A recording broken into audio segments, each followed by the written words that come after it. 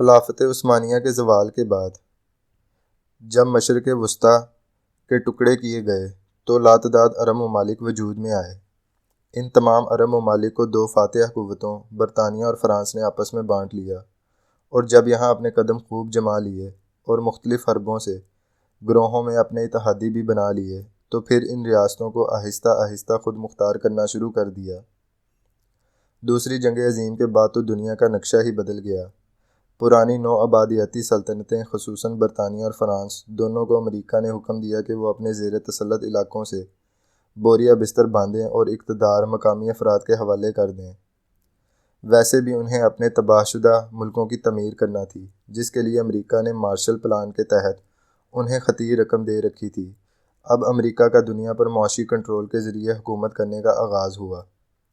دنیا کے ممالک نو آبادیاتی قوتوں سے آزاد ہوئے تو عالمی سطح پر دو متحارب قوتوں میں تقسیم ہو گئے۔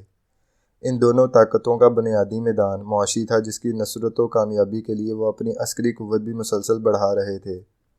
ایک امریکہ جو سرمایہ دارانہ نظام کا علمبردار تھا اور مارکیٹ اکانومی کا حامی تھا، اور جبکہ دوسرا سوویت یونین تھا جو اشتراکی معیشت کا علمبردار تھا اور دنیا بھر میں مزدور کی بادشاہت قائم کرنا چاہتا تھا۔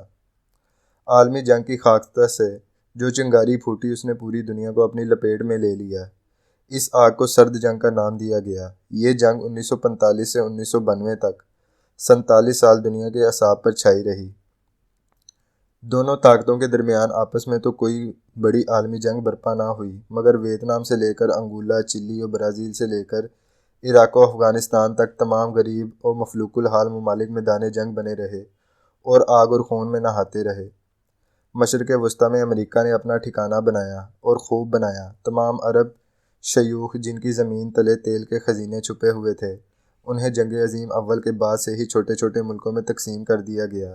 جس کے پاس جتنا بڑا تیل کا خزانہ تھا اتنا ہی چھوٹا اور کمزور ملک بنایا گیا۔ Qatar, Kuwait, Bahrain, Muscat, Dubai, Abu Dhabi اور ملحقہ 5 ریاستیں، ان کے علاوہ خطے میں 3 بڑے ممالک بھی تھے جو بیش بہا تیل کی دولت سے مالا مال تھے: سعودی عرب، عراق اور ایران۔ سعودی عرب میں تو امریکی کمپنی آرامکو جنگ عظیم دوم سے بہت پہلے یعنی 29 مئی 1933 سے ہی اپنے قدم جما چکی تھی۔ ایران میں رضا شاہ پہلوی برسر اقتدار تھا جو 1941 سے امریکی مفادات کے تحفظ کے لیے براستہ یورپ وہاں اقتدار پر قابض تھا۔ اسرائیل کے 1948 میں قیام کے بعد تو جیسے خطے میں امریکی مفادات کا ایک مضبوط مرکز قائم ہو گیا۔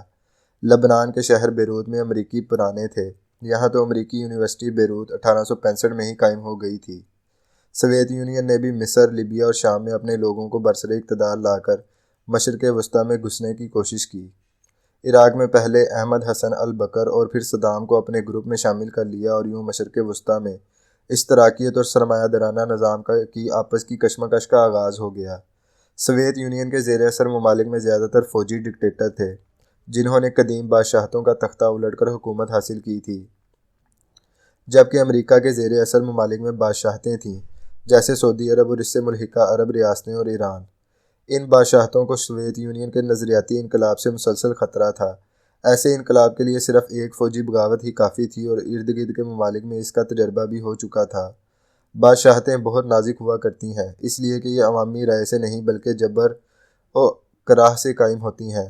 ان کے سروں پر مسلسل یہ خوف سوار رہتا ہے کہ کہیں لوگ ان کے خلاف نہ اٹھ کھڑے ہوں۔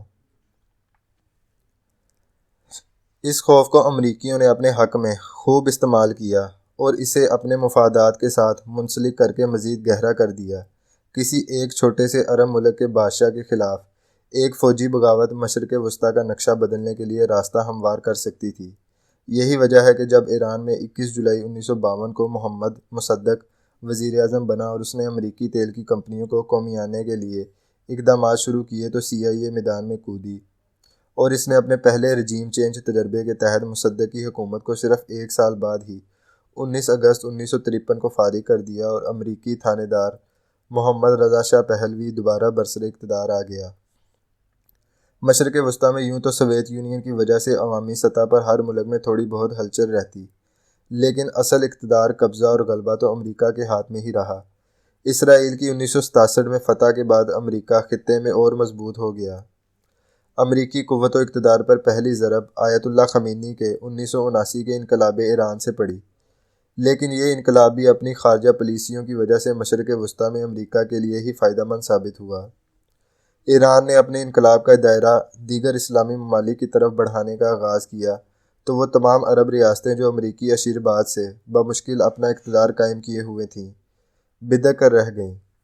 انہوں نے ایران کے خطرے کی وجہ سے مکمل طور پر امریکہ کے پروں تلے عافیت تلاش کی۔ یہ 1979 کا سال تھا نہ صرف مشرق وسطیٰ کے لیے بہت اہم تھا بلکہ اس سال کے واقعات پوری دنیا میں چلنے والی سرد جنگ کے لیے بھی ایک نئی تاریخ رقم کرنے والے تھے۔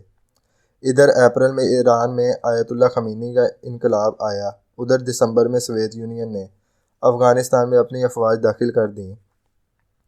افغانستان میدان جنگ بنا اور سوویت یونین کے مقابلے میں 8 سال مجاہدین جنگ لڑتے رہے، اور ٹھیک اسی عرصے میں صدام حسین کے عراق اور آیت اللہ خمینی کے ایران میں مسلسل جنگ چلتی رہی۔ جیسے ہی 1992 میں سوویت یونین کا سورج غروب ہوا تو امریکہ باقی دنیا کی طرح مشرق وسطیٰ میں بھی بے خوف دندنانے لگا۔ سوویت یونین کا خوف تو ختم ہو چکا تھا، مگر امریکہ کو یہاں رہنے کے لیے ایک اور خوف چاہیے تھا، اور یوں امریکہ نے عرب شیوخ کے دلوں میں ایران کا خوف بٹھانا شروع کر دیا۔ عراق پر دوسرا حملہ 2003 میں ہوا، اور اس میں اسی مقصد کے تحت صدام کی طاقت کو مکمل طور پر کچل کر وہاں ایران کو اثر و نفوذ جمانے کا پورا موقع دیا گیا۔ ایران عراق میں آیا تو اس نے جوش میں آ کر اپنے صدیوں پرانے خواب کی تکمیل کے لیے عراق، شام، بحرین، لبنان، یمن اور خصوصاً سعودی عرب میں اپنے تیار کردہ افراد کے دستوں کے ذریعے انقلابی جنگوں کا آغاز کیا۔ یہ بظاہر جنگ نہ تھی کیونکہ یہ براہ راست نہیں بلکہ بالواسطہ تھی، یعنی پراکسی جنگ۔ امریکہ ان پراکسی جنگوں سے اس لیے خوش تھا کہ عرب ممالک مزید اس کے دستے نگر ہو رہے تھے، اور ایران کی معیشت بھی ان جنگوں میں الجھ کر کمزور ہو رہی تھی۔ مشرق وسطیٰ میں یہ مسلسل جنگ، جس میں امریکہ عربوں کو سیکیورٹی دینے کی حد تک الجھا ہوا تھا، مگر افغانستان میں مسلسل جنگ اور اس میں بدترین شکست نے امریکہ کے ہوش اڑا دیے۔ وہ 18 سال اسی نشے میں تھا کہ وہ واحد سپر پاور ہے اور جہاں چاہے گا اور جسے چاہے گا اقتدار قائم کرے گا۔ اس 18 سال کے عرصے میں چین مکمل خاموشی اختیار کیے رہا، مگر ساتھ ہی وہ اپنی معاشی اور عسکری قوت میں بھی دن بدن اضافہ کرتا چلا گیا۔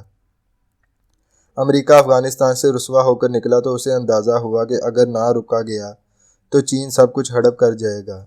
یوں 2019 کے نومبر میں چین کو روکنے کے لیے پینٹاگون کا پلان آیا، مگر اب بہت دیر ہو چکی تھی۔ جاری ہے۔